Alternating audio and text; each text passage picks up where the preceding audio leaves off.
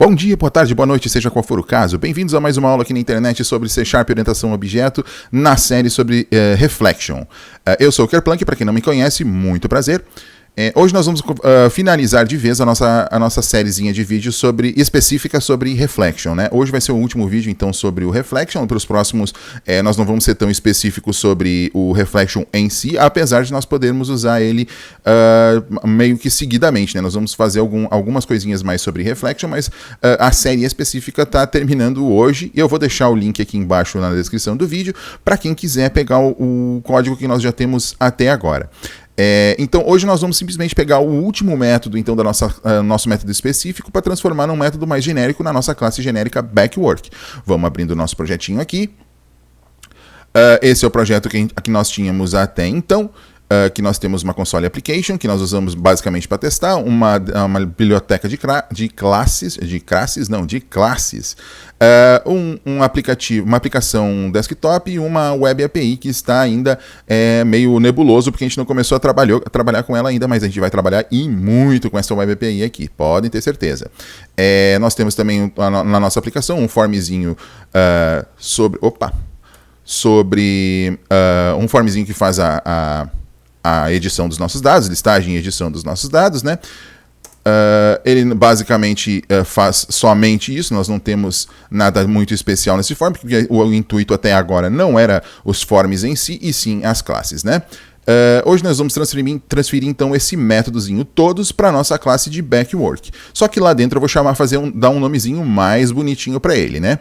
E a metodologia que nós vamos usar para ele é a mesma metodologia que nós usamos para todos os outros métodos de CRUD, que é criar um comando de insert e um método específico para trabalhar com criar um comando SQL, como no caso do getInsertCommand aqui, e então criar um métodozinho que trabalhe com aquele comando que retorna um comando SQL. A primeira coisa que nós vamos fazer, então, é criar o nosso métodozinho que cria o comando SQL. Então, bora lá. Public SQL command, ou seja, um método público que retorna um comando SQL, que eu vou chamar de, getSelectCommand. Do mesmo jeito, da mesma metodologia que a gente tem usado até então. Ctrl+K, Ctrl+D para ele arrumar direitinho. Esse método de getSelectCommand, ele vai trazer especificamente um comando de seleção sem argumentos, sem atributos, né? Isso aqui nas próximas aulas nós vamos fazer alguns métodos aqui para criar seleções com argumentos, com atributos, né? Essa parte usa o Reflection bem mais profundamente, né? Mas é possível de fazer sim. Bora lá então, criando o comando de select, o que nós vamos fazer? Primeira coisa, a nossa variável de retorno, que vai ser um SQL command, que eu vou chamar de return igual a null. Por que null? Em caso de algum problema, ele vai retornar um comando select null, um SQL command null. E aqui embaixo eu vou retornar ela própria, né? E daí no meio disso tudo eu vou construir o nosso comando de select, né? Vamos embora. Então a primeira coisa que a gente precisa fazer é o comando de SQL em si. Então a gente vai simplesmente colocar o try, né, um bloco try, para ficar bonitinho, caso dê algum problema, né? Return, o que é o nosso comando SQL em si, né? Ponto command text igual a... Opa, o que eu fiz?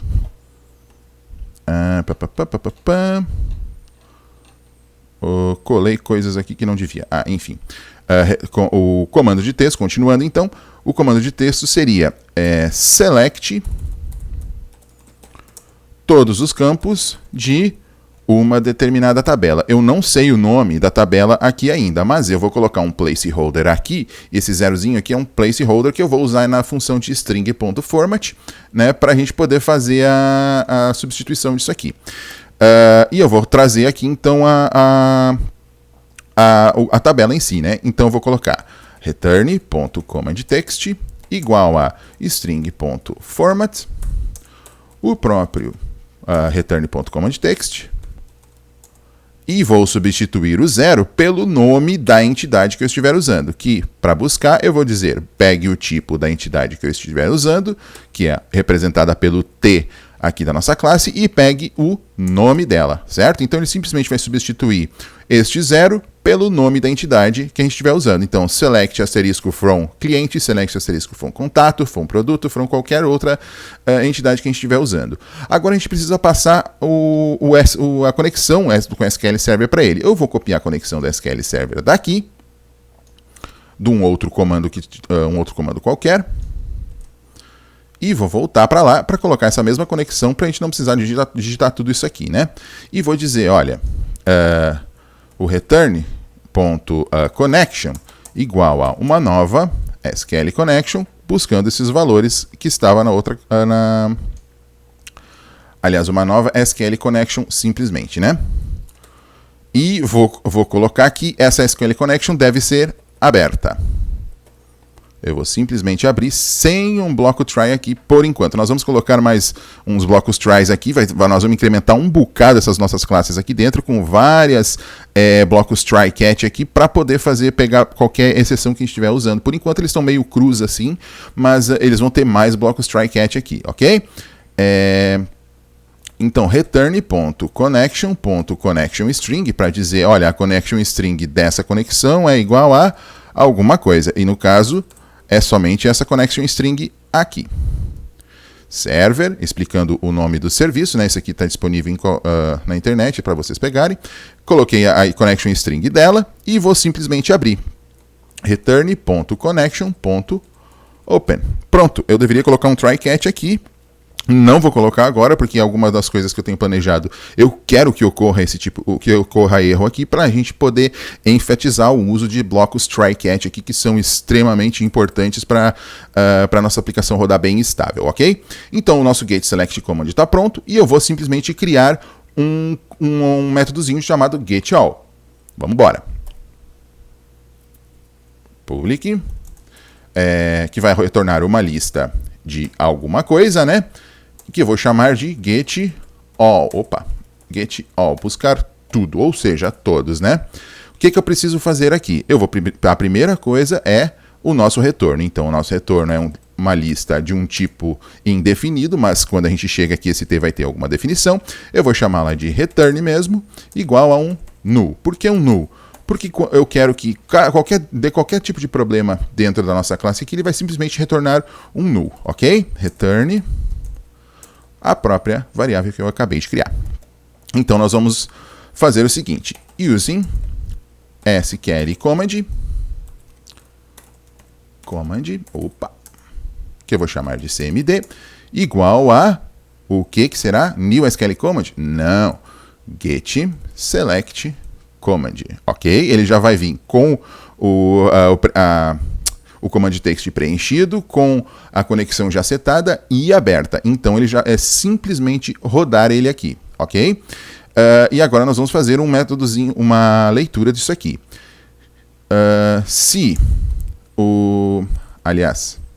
Enquanto estou esquecendo de um detalhe aqui, deixa eu olhar aqui na minha colinha. Sim. Eu preciso fazer um data reader aqui, né? Vamos fazer um data reader. Using SQL data reader, que eu vou chamar de dr, é igual ao cmd.executeReader, ou seja, para ele executar a leitura desses dados aqui que a gente precisa e simplesmente fechar o data reader quando a gente não estiver mais precisando dele, ok? Agora sim o data reader está aberto. Então eu vou testar. Se o dr. tiver linhas, o data reader tiver linhas, então nós vamos fazer alguma coisa com esse data reader. A primeira coisa que a gente precisa fazer, olha, já que ele tem linhas, o nosso retorno já não é mais null. Eu tenho que dizer que ele é uma nova lista de um determinado tipo de dados, ok? Essa é a primeira. hasRows não é método, e sim propriedade, então não vai o abre e fecha parênteses ali. Retorna uma nova lista, então está setado aqui o nosso retorno como uma nova lista. Agora eu preciso percorrer esse nosso data reader, caso ele já tenha linhas, como é o nosso caso, nós precisamos percorrer. Então, enquanto eu puder ler esse data reader, faça alguma coisa. E aqui nós vamos poder fazer a leitura de cada uma das linhas de dentro do nosso data reader. Mas como nós já temos um métodozinho que converte uma linha para uma determinada entidade, então a gente vai usar. Vamos colocar o return.adicione uma converte converte row to entity do nosso data header. E está pronto. Isso aqui ele vai percorrer, vai percorrer todo o data header e vai converter cada uma das linhas dela para o tipo de para uma instância da entidade específica e vai adicionar dentro da nossa variável de retorno que vai ser retornada aqui. Agora a gente pode chegar simplesmente aqui no nosso métodos cliente e comentar isso aqui, Ctrl K, Ctrl C. Porque eu quero que ele me diga, olha, tem problema aqui, ó. Ele vai me dar um errinho aqui, eu vou compilar, Ctrl Shift B, ele compila toda a nossa solução e ele vai dizer, olha, não existe esse método todos aqui em alguns lugares. O primeiro é esse aqui. Opa, esse método todos não existe, então eu tenho que colocar o get all. Agora tá certinho. Só falta mais um lugarzinho para a gente corrigir. Olha aqui, ó, no último lugar era esse aqui, que está lá dentro da nossa Web API, né? Não é todos mais aqui, e sim get all. E tá pronto. Tudo isso já está o nosso método todos já está convertido. Eu vou até fechar isso aqui da Web API, que é mais não tem interesse por enquanto. Até posso salvar esse form aqui, ou não, nem fiz nada nele. O barato é o quê? Esse método todos aqui, ó, ele não está mais sendo usado na nossa classe de métodos cliente, né? Então, na nossa classe métodos cliente ficou só esse nosso métodozinho aqui, ó, setSelf. Mas será que eu não posso transferir esse método setSelf também lá para a nossa classe de backwork? Obviamente que sim. Eu posso simplesmente copiar tudo daqui, vou na nossa classe backwork e vou colocar lá embaixo, lá no final. Deixa eu ver, é aqui mesmo. Colocar o setSelf. Só que aqui eu não posso dizer que a entidade é um determinado cliente. Eu tenho que usar o tipo genérico que eu já estou usando na nossa classe backwork. Então, T. Pronto. Seja qual for o tipo de entidade, ele vai transferir para a entidade correta. E eu tenho que mudar também o modificador aqui. Eu não posso colocar como private aqui. Eu tenho que colocar como internal. Que ele é interno, no caso. Ele pode ser usado por qualquer método de dentro dessa classe ou que herde essa classe, como é o nosso caso, a nossa classe cliente, que herda, sim, essa nossa classe backwork, certo? Não é aqui, é lá na definição do cliente mesmo. Aqui que ela herda o nosso backwork, certo? Então, essa classe cliente pode, sim, usar esse métodos cliente.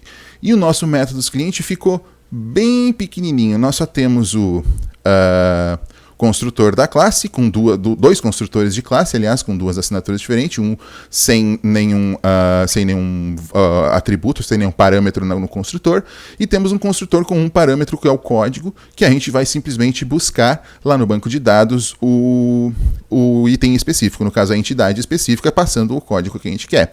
E agora o que aconteceu? A nossa classe cliente, nós temos simplesmente as nossas propriedades. Nos métodos dela, nós temos simplesmente os construtores e destrutores, né? No caso, isso aqui o nome correto nem é destrutor, nem tem um nome correto, mas eu gosto de chamar de destrutor, porque é ele que destrói a classe, né? Porque ela está herdando a interface iDisposable, então quando no momento que eu não precisar mais dessa classe, que eu rodar o método dispose, ou quando chegar num bloco using dessa classe, né? Esse método aqui vai rodar, né? Essa é uma das coisas interessantes do iDispose. Nós vamos usar mais adiante aí, quando a gente estiver usando na nossa Web API, que a gente precisa fazer um controle de acesso de memória bem específico aí para ela ficar rodável, assim, eficiente, né? Bom, gente, com isso nós fizemos o quê? Nós terminamos a nossa classe de backwork aqui. Por enquanto, terminamos o comecinho dela, né? Acreditem ou não, isso aqui é o comecinho da nossa classe de backwork. A gente vai ter que mudar ela em muitos aspectos, não necessariamente refazer tudo, mas colocar em diferentes assemblies, né? Criar novos C# para ela, né? Para a gente poder separar esses métodos aqui, que está tudo numa coisona só, e eu não acho muito bacana colocar tudo num lugar só, que fica muito difícil na manutenção. Mas a gente vai mexer nela sim. Uma das coisas que a gente vai adicionar é log. Log em todos os métodos dela vai ser adicionado log, ou seja, inseriu um dado, deu update num dado, delete ou até seleção, a gente pode sim logar esses valores aqui, certo? Alguém inseriu um valor, inseriu um registro, vai para o log. Alguém deletou um registro, vai para o log. E, inclusive, o log vai conter quando cabível, né, o estado da entidade original e o estado alterado, ou se deu algum problema que não pôde ser feita alteração, ou inserção, ou deleção, seja qual for o nosso caso, ok? Muito bem, então é bem interessante, né? Além do log, o que nós podemos fazer aqui na nossa classe? Tem muita coisa que dá para fazer aqui. Uma delas são métodos assíncronos, né? A gente pode colocar métodos assíncronos nela, né? Principalmente nos métodos de busca de dados, né? Nós vamos também colocar alguns métodos aqui para filtros, né? Nós vamos estabelecer filtros aqui. Por enquanto nós só temos um método de busca, dois métodos de busca, aliás, um método que busca tudo e um método que busca pela chave primária, que são esses dois aqui, né? Até seria uma boa ideia colocarmos esses dois juntos. Ctrl X. Eu vou colocar ele aqui embaixo. Ok, tá separadinho. Ok, mais ou menos separadinho aqui. Então, para os próximos, a gente vai colocar uma maneira aqui de fazer a seleção. O que mais nós temos para essa nossa classe aqui ser colocada? Nós temos os objetos filhos, né? Lembrem que cliente, na classe cliente, nós temos um filho dele aqui, que é uma lista de contatos que nós nem chegamos a trabalhar com o caso de abstração ainda. Mas é possível sim a gente ter uma abstração na nossa classe Backwork, que no momento que eu instancio uma classe cliente, por exemplo, um cliente com o código 1, eu use esse método aqui no getByPrimaryKey, por exemplo, ele me instancie todos os contatos, no caso desse cliente, né? Ou seja, instanciei um cliente com um código já buscando do banco de dados, ele já traz automaticamente todos os contatos do cliente aqui. E essa parte tem uma outra aplicação que a gente pode ter aqui, que é o Lazy Loading, né? O Lazy Loading é bem complicado de explicar assim, meio de bate-pronto, mas é basicamente o seguinte, essa lista de contatos só vai estar colocada na memória no momento em que ela for utilizada. No resto do tempo ela fica ali meio que num limbo, né, e não está sendo usada, mas quando eu precisar de um contato de um determinado cliente instanciado, eu vou buscar esse contato aqui. Esse é o Lazy Loading, né? Então, como vocês podem ver, tem muita coisinha, muito detalhezinho que a gente pode colocar na nossa classe de Backwork aqui ainda. Nós podemos melhorar ela um bocado. Outro detalhe importante é a busca da conexão, né? Por enquanto a gente está simplesmente passando uma connection string normal, né? Nós estamos... deixa eu ver, tem algum lugar... sim, o insert está aqui. Nós estamos passando essa connection string aqui fixa, né? Nós temos que fazer isso aqui ficar dinâmico, de uma maneira que a gente possa mudar em um único lugar e isso aqui seja simplesmente colocado na nossa classe. Então tem vários detalhezinhos aqui, mas na base, o basicão dessa classe aqui é isso aqui, tá pronto, né? Tem bastante coisa para mudar, mas o básico é realmente isso aqui. Eu vou deixar o código, o link para o código aqui na descrição do vídeo. E se isso aqui ajudou você, se você quiser usar ela no seu projeto, você pode usar essa classe de Backwork no seu projeto, sem problema nenhum. Se gostou, se inscreva no canal, deixe seu joinha, coloque o comentário e compartilhe com seus amigos aí, que isso ajuda muito a gente a crescer aqui e atingir mais gente, ok? Eu acho que o que eu tinha para hoje era isso, então fui!